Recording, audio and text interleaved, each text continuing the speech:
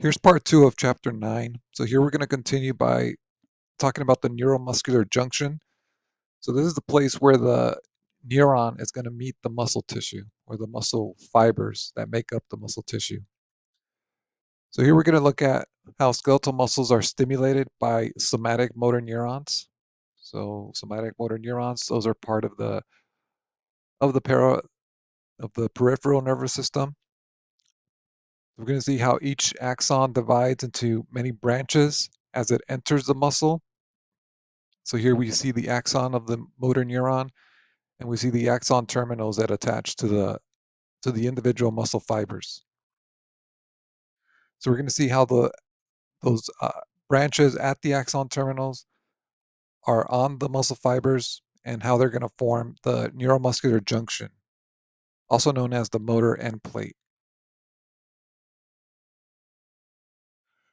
An axon terminal is a muscle fiber that it's separated by a gel-filled space that's called the synaptic cleft.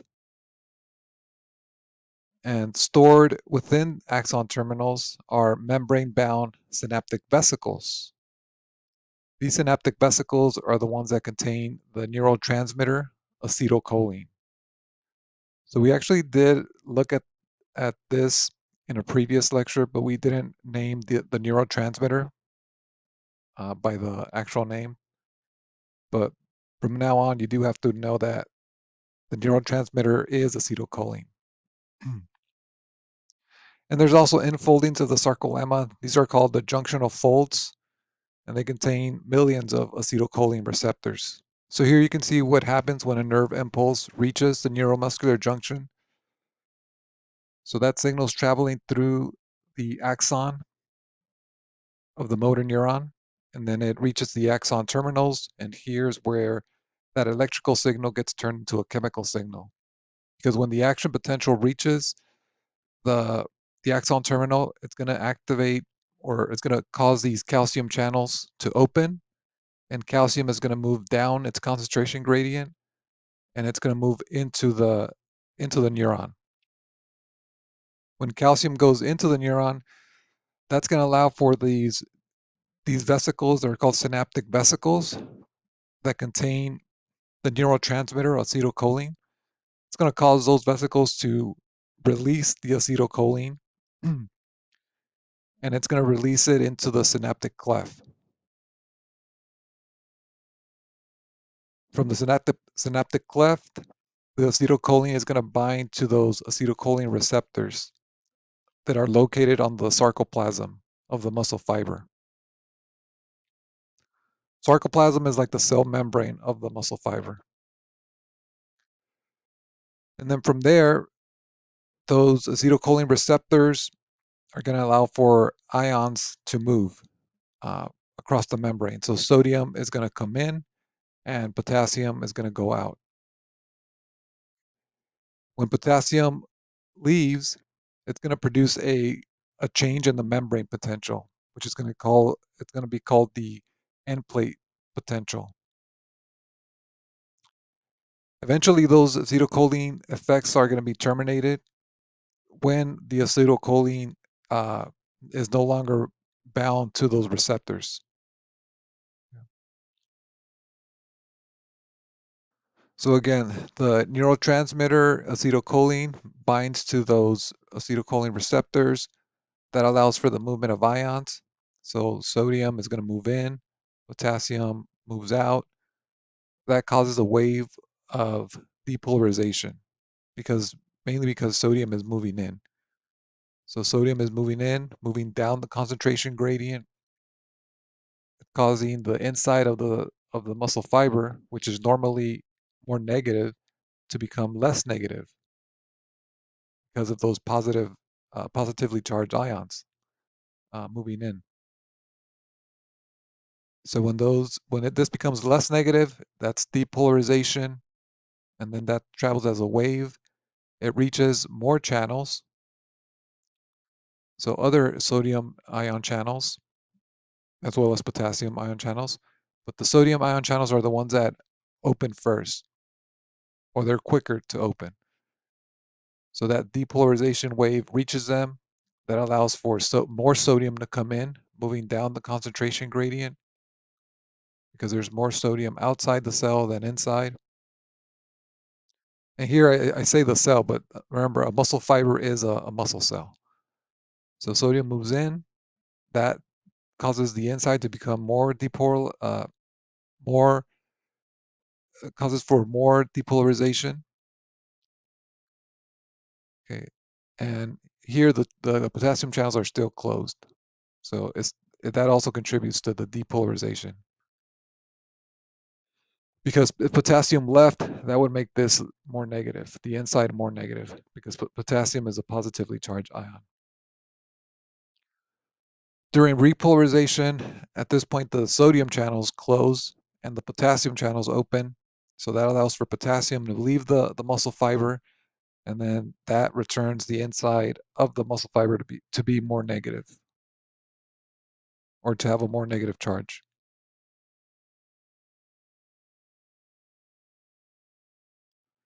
Okay, so here you can see the action potential inside of a muscle fiber. So here's we're starting at -90. That's the resting membrane potential. Those sodium channels open, okay, because of the wave of depolarization. It reaches those sodium channels, and they're opened first. Sodium channels open, that causes depolarization, brings it to a positive 30 millivolts. Then the sodium channels are going to close, and potassium channels are going to open. So that's going to allow for potassium to leave. And when that happens, it brings the inside of the muscle fiber to be more negative again. So it goes down as far as the charge, or it just turns more negative. And then eventually those potassium channels close and it returns back to a -90 resting membrane potential. Excitation, contraction, coupling. These are events that transmit the action potential along the sarcolemma, or the cell membrane of the muscle fiber. And these are coupled to the sliding myofilaments. So the myofilaments that we went over last time, the actin and myosin. When the action potential is propagated along the sarcolemma and then down into the T-tubules, this is where the voltage sensitive proteins in the T-tubules are going to allow for calcium to be released into the sarcoplasmic reticulum. And so calcium release is going to lead to the contraction. The action potential is brief and it's going to end before the contraction is seen. So again, here we see that how the axon terminal is interacting with the muscle fiber. We already saw what happens when that action potential reaches the axon terminal, and it causes the release of the neurotransmitters, which then bind to receptors on the muscle fiber. When that action potential is generated again on the sarcolemma, it's going to reach the T-tubules. T-tubules are structures that are associated with the sarcoplasmic reticulum. On the sarcoplasmic reticulum, there are these calcium channels that also have proteins associated with them. The action potential travels through the T-tubules. It causes those proteins to change shape, and that allows for those calcium channels to release calcium into the cytosol of the muscle fiber. So the calcium is stored in the sarcoplasmic reticulum, and then when the action potential reaches those proteins and calcium channels, it's gonna allow for the calcium that's stored in the sarcoplasmic reticulum to be released into the cytosol of the muscle fiber. When it's released into the cytosol, then that's where it binds to those myofilaments, or some of them. So there are these proteins like troponin that hold the tropomyosin over the actin. Remember, actin is a thin filament Myosin is a thick filament. So these two bind together, but only when the troponin uh, binds to calcium. So when calcium binds to troponin, that's going to allow troponin to change shape, or it causes troponin to change shape. And then because troponin is connected to tropomyosin, it's going to move the tropomyosin over. And when tropomyosin is moved, that exposes the binding site for myosin to attach. So here you can see the calcium is flowing in the cytosol. It binds to troponin, and then the myosin binding sites are going to be exposed because that calcium is going to cause troponin to change shape. And then when it does that, it moves the tropomyosin over, exposing the binding sites. And that allows for the myosin head to bind to actin. At higher intracellular calcium concentrations, calcium is going to bind to troponin.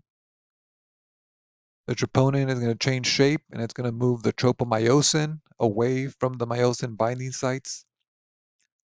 And the myosin heads is then allowed to bind to actin, and that's going to form the cross bridge. Cycling is initiated, causing the sarcomere to shortening and muscle contraction. Then, when the nervous stimulation ceases, calcium is going to be pumped back into the sarcoplasmic reticulum, and the contraction is going to end. This is the cross bridge cycle. So if we start here, this is where the myosin head is already attached to the actin. Okay. And on the myosin head, there's going to be ADP and a phosphate group. So ADP, that's adenosine diphosphate. So it's already attached here. Okay, this is the cross bridge. When ADP and the phosphate group are released from the myosin head, it's going to cause the myosin head to bend. And when it does that, that's called the power stroke, and it's going to pull the actin towards the M line. And then when a new ATP attaches to the myosin head, it's going to weaken the the attachment to the actin, and then eventually it'll release. And then once the ATP is converted again back to ADP and a phosphate group, it's going to bring that myosin head uh, back to the cocked position, so the position where it's ready to attach again. So then it'll attach to the actin, and then we're back to the beginning. So at this point, it's attached to actin with the ADP and the phosphate group. Okay. Rigor mortis is something that occurs 3 to 4 hours after death, and this is where the muscles stiffen. Okay. And this is caused because the intracellular calcium levels increase, and that results in the cross bridge formation. Because remember, this is only happens because calcium binds to troponin. So without calcium, troponin would not change shape and it would not expose the binding sites. But after death, there is still calcium that's released into the cytosol, and so it does form the cross bridge. But ATP is no longer being generated. Whoops. So there's the cross bridge formation because there is calcium in the cytosol, but there's no ATP, right? Because this is occurring after death. So without ATP, it's stuck in this position in the power after the power stroke. So it forms a cross bridge. The ADP and the phosphate are released, forms the power stroke, but then there's no additional or no new ATP to bind to the myosin head to cause it to release from actin. So it remains in this position. So that's rigor mortis. Eventually, the muscles will break down, or the proteins break down, and that's what causes the myosin to release. The motor unit is something that consists of the motor neuron and the muscle fibers that it connects to. So it could be, anywhere from four to hundreds of muscle fibers. But the smaller the muscle fiber number, the greater the control. So these would be examples would be like the fingers, muscle fibers of the fingers, or muscle fibers of the eye. And the muscle fibers from a motor unit are spread throughout the whole muscle. So the stimulation of a single motor unit causes only a weak contraction of the entire muscle. Here you can see two motor units that connect to different muscle fibers.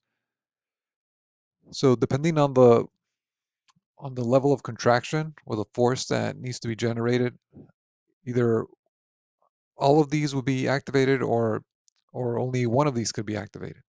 So if there's no muscle contraction, then neither of these motor units would be activated. If there's uh, if there's a need for a slight contraction or lifting something that doesn't require a lot of force, then only one of these motor units would activate. If there's uh, a greater force that's needed, so maybe the motor unit 2 would be activated. Okay? Or if you need a tremendous amount of force, then both of these would be activated.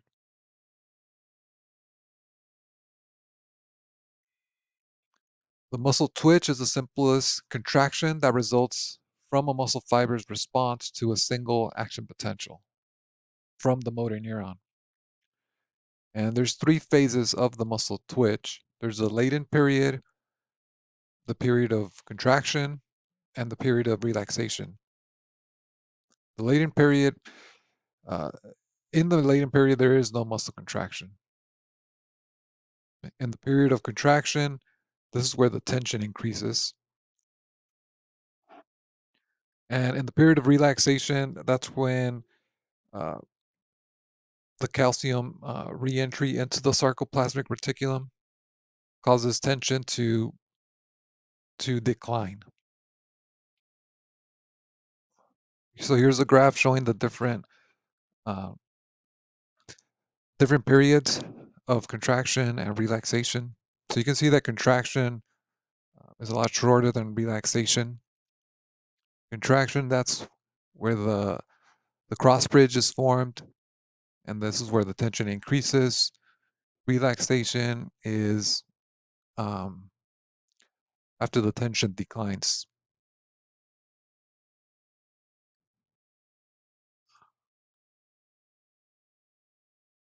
Normal muscle contraction is relatively smooth, and the strength is going to vary with the needs. Graded muscle responses vary in strength of contraction for different demands. So the responses are graded by the changing frequency of stimulation and also the changing strength of stimulation. Here you can see the tension for individual muscle twitches. So you have a contraction and then a relaxation, and then another contraction and a relaxation. But these are delivered. The stimulus is delivered after relaxation has already uh, been complete or has already completed. There's a temporal summation, that's when there's additional stimuli before relaxation is able to be completed.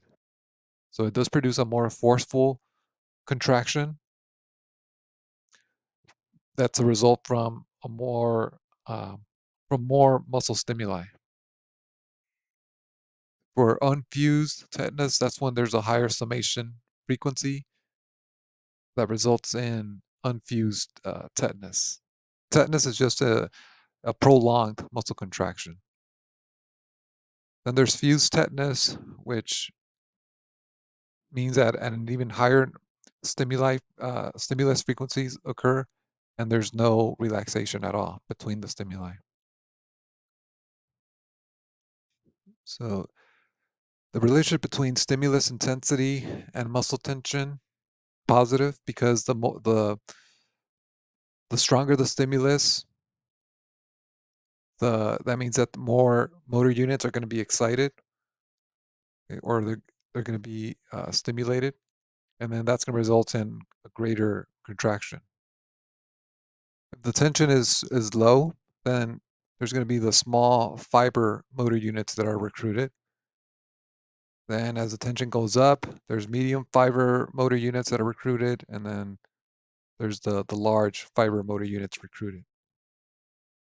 So this would be like for big movements or uh, when big force is required. So maybe like doing push-ups or like squats. That's when those large fiber motor units are recruited. Isotonic contractions are when muscle changes in length and also moves a load. Isotonic contractions can either be concentric or eccentric. Concentric would be like if you're doing, you have a dumbbell, or if you're just flexing your forearm, that's doing a concentric contraction. Eccentric is when you're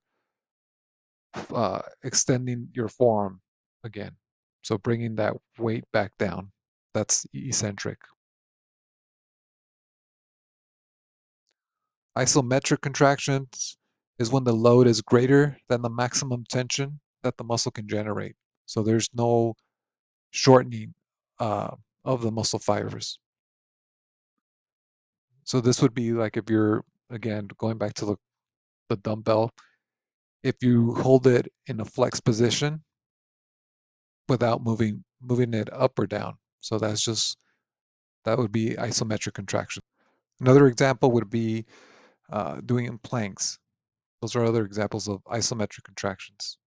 ATP is required for the muscle fiber to move and detach the cross bridges. It's required for calcium to be pumped back into the sarcoplasmic reticulum, and also moving sodium out and potassium back into the cell after excitation contraction coupling. And because these available stores of ATP deplete quickly, ATP has to be regenerated quickly. So these are the different ways that ATP is generated. You don't have to know the exact mechanisms of these. You just have to know the different types. And you should know which one reuses oxygen, or which one of these use oxygen and which one does not. You should also know which one generates the most ATP. So there's direct phosphorylation. Here the energy source is the creatine phosphate. So you get 1 ATP per creatine phosphate. You have the anaerobic pathway. Here the energy source is glucose. So glucose that's broken down from glycogen. So the glycogen goes through glycolysis, so you get ATP and the pyruvic acid. And the pyruvic acid is then turned into lactic acid, and that's going to be released into the blood. But here you get 2 ATPs per glucose. In aerobic respiration, you have glucose again being used or broken down from the glycogen. It's turned into pyruvic acid, and then that's used by the mitochondria to produce the ATP, along with other things like water and carbon dioxide. But here you get 32 ATPs per glucose. But obviously these are used at different times. The aerobic pathway that's used after long, extended or prolonged exercises. So this would be like after running long distance. The other ones are used for more immediate energy sources. So in 6 seconds, the ATP is going to be the ATP that's stored in the muscle cells are going to be used first. At 10, it's the ATP that's from the creatine phosphate. At 30 to 40 seconds, it's the glycogen that's stored in the muscles that gets broken down to glucose, and then that's going to be oxidized to generate the ATP. Muscle fatigue is the physiological inability for the muscle to contract despite the stimulus. Possible causes include ionic imbalances. It could be increased inorganic phosphate from the creatine phosphate and ATP breakdown, which could interfere with calcium release from the sarcoplasmic reticulum. Could be due to decreased ATP and increased magnesium, because as magnesium levels increase, this can interfere with the voltage sensitive T-tubule proteins, and also a decrease in glycogen.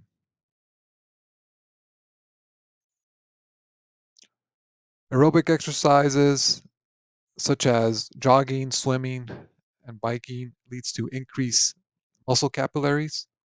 Capillaries are just those small blood vessels that connect to the muscle to tissues. The number of mitochondria. It can also affect the myoglobin that's in the muscle tissue, and it could result in a greater endurance, strength, and resistance to fatigue. Resistance exercises like weightlifting or isometric exercises that leads to hypertrophy, which is the increase in muscle size, okay, because of the increase in the size of the muscle fibers. This leads to increased mitochondria, increased myofilaments. Like the myofilaments are the proteins like actin and myosin. The glycogen stores also increase, and then the connective tissue also increases.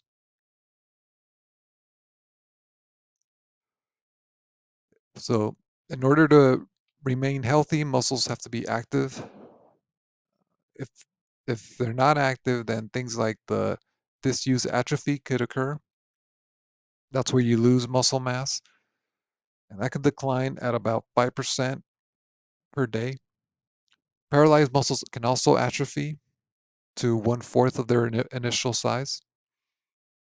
This is because the muscle, and also this is a problem because the fibrous connective tissue replaces the lost muscle tissue, which prevents it from being able to contract. And at this point, the rehabilitation is not possible. Okay, so that's going to do it for chapter 9, and we'll continue on the next chapter.